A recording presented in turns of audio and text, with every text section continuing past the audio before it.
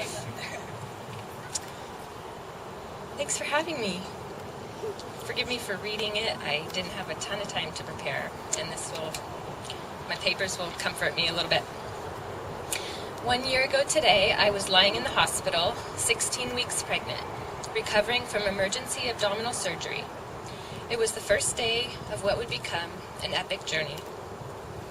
Approximately 3 weeks before this, I had begun experiencing strange stomach pains. My midwife was certain it was heartburn and prescribed accordingly. That didn't help. Then it was thought to be my gallbladder, but the symptoms didn't quite match up. 2 different ultrasounds showed nothing. Weeks went by and the pain increased. I likened it to labor contractions that weren't in my uterus.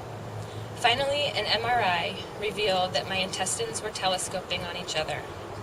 The radiologist suggested I head to the ER right away, and he let on that this is usually caused by something stuck inside the intestine. My husband and I headed over to the ER, thankful that we finally knew what the problem was and anxious to get it taken care of. The on-call surgeon was one of the top laparoscopic surgeons in the state, if not the country. We were in good hands. My biggest fear was for the health of our unborn baby boy, Samuel.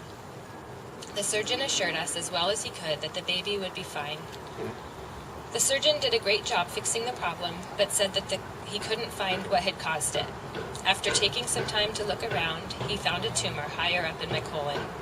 It didn't look like any cancer he'd ever seen, but he sent it off to pathology to be sure. Although we were waiting for results of the biopsy, the next few days were ignorant bliss. Recovering in the hospital, being waited on at every turn. Yes, I was in pain, but my baby was just fine and the problem had been fixed. On July 3rd, the biopsy came back. With my husband and family in the room, I was told that I had late stage 3 colon cancer. The cancer had spread from the colon into the lymph and infected enough lymph nodes to be nearly stage 4. Everyone was in absolute shock. I was 37, healthy, with 3 young boys at home, and one on the way. How could this be? I exercise, I read labels, I take vitamins, and I never get sick.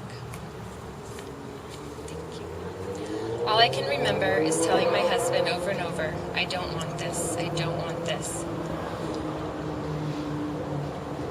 As God would have it, the oncologist on call was also highly recommended, and she met with us that night. She didn't sugarcoat a thing. She was all business. To her, it was assumed that I would terminate my pregnancy in order to proceed with chemotherapy. For us, that was completely out of the question. Later that evening, my husband and I prayed together, Lord, if it's your will to take this baby, please make that decision for us, because we would never choose that.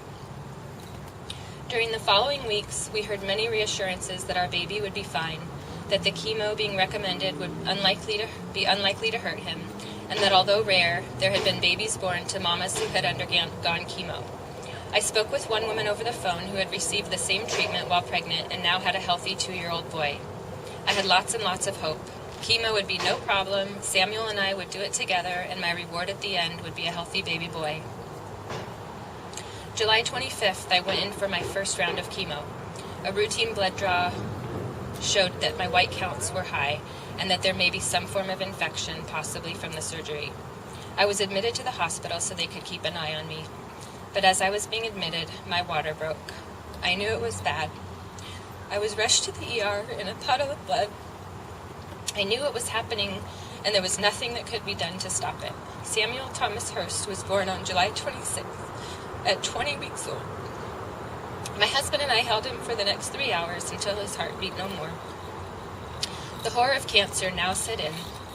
Samuel was going to be my prize at the end, making all of it worth it. It hurt so bad not to have him. But I had 3 more sweet boys at home to fight for. Looking back, I know it was only Jesus who got me through it. I was spared so much of the pain and sickness that most people go through during chemo. Although it was awful, I knew I had it easy compared to most, not to mention the incredible support, prayerfully, practically, and financially, from family, friends, and many unknowns. Finishing treatment 12 was amazing. What an accomplishment. Most people only make it through 8 or 10 treatments. It was so exciting to be done. All my tests and scans were clear, but why wasn't I more excited? Everyone around me was cheering, "You're healed, you're cured." But inside, I knew that this was just the beginning. I have a lot more to go through before I'll feel healed. Here I stand today, nearly 6 months out from finishing chemo, and now it's a waiting game. I'm struggling to call myself a survivor, but by God's continued grace, today I am a survivor. I've survived what's happened so far, and I pray I'll survive it every day. My biggest prayer is that I won't be just surviving, but truly living for however many days I have left. I've been given a special glimpse at how truly fragile life is, how truly precious my husband and children are, but more importantly, I've been given a glimpse at what God's kingdom will be like when everyone is healed and there is no more pain and no more tears, and we can be reunited with all those we've loved and lost, from our tiny precious babies to our sweet grandparents, and everyone in between. Thank you.